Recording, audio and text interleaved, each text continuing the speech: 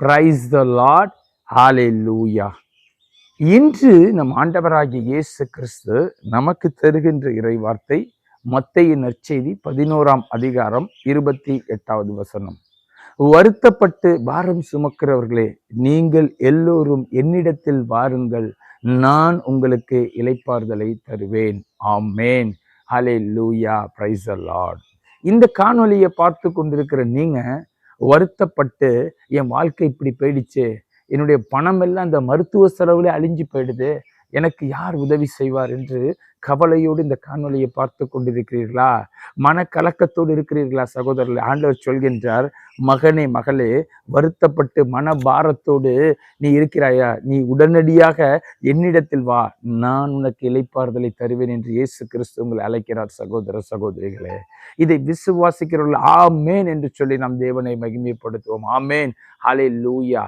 இதை நாம் வேதத்தின் வழியாக ஆராய்ந்து பார்க்கும் பொழுது, இந்த மத்தேயு 9ஆம் நற்செய்தியிலே 9ஆம் அதிகாரத்திலே ஆண்டவராகிய இயேசு கிறிஸ்து இருப்பதை கேள்விப்பட்டு ஜெப ஆலய தலைவன் மரித்த தன் மகளுக்காக இயேசுவினிடத்தில் வந்து சொல்கின்றார், ஆண்டவரே, இப்பொழுதுதான் என் மகள் மரித்து போனால், நீர் வந்து அவள் மேல் கையை வைத்தால் அவள் பிழைப்பாள் என்று சொல்லி இயேசுவை நோக்கி அழைக்கின்றான். சகோதரர்களே, இயேசு கிறிஸ்து வந்து கொண்டிருக்கும் பொழுது இன்னொரு அற்புதத்தை பாருங்க.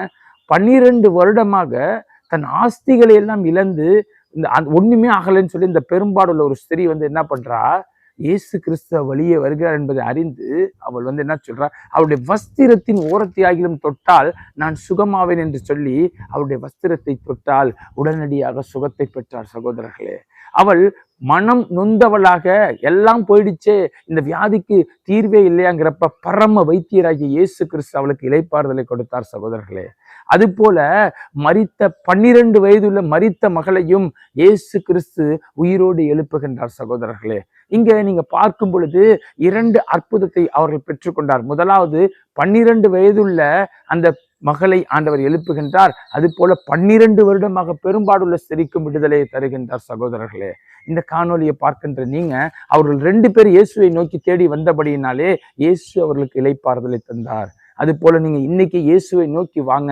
ஆண்டவர் உங்களுக்கு ஒரு இளைப்பாறுதலை தருவார். நாம் ஜெபிப்போமா? ஸ்தோத்திரம் தகப்பனே, துதிக்கிறோம் அப்பா. அப்பா, இந்த காணொலியை பார்க்கின்ற பிள்ளைகளுக்கு நீ இளைப்பாறுதலை தருவதற்காக உமக்கு நன்றி செலுத்துகிறோம் தகப்பனே.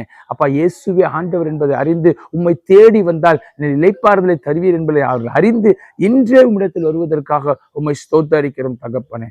நீரே பொறுப்படுத்தி வழி நடத்தும். வல்லமுள்ள இயேசுவின் நாமத்தில் ஜெபிக்கிறோம் பிதாவே. ஆமேன். ஹல்லேலூயா. Praise the lord. கர்த்தர் உங்களை நிறைவாக ஆசீர்வதிப்பார்.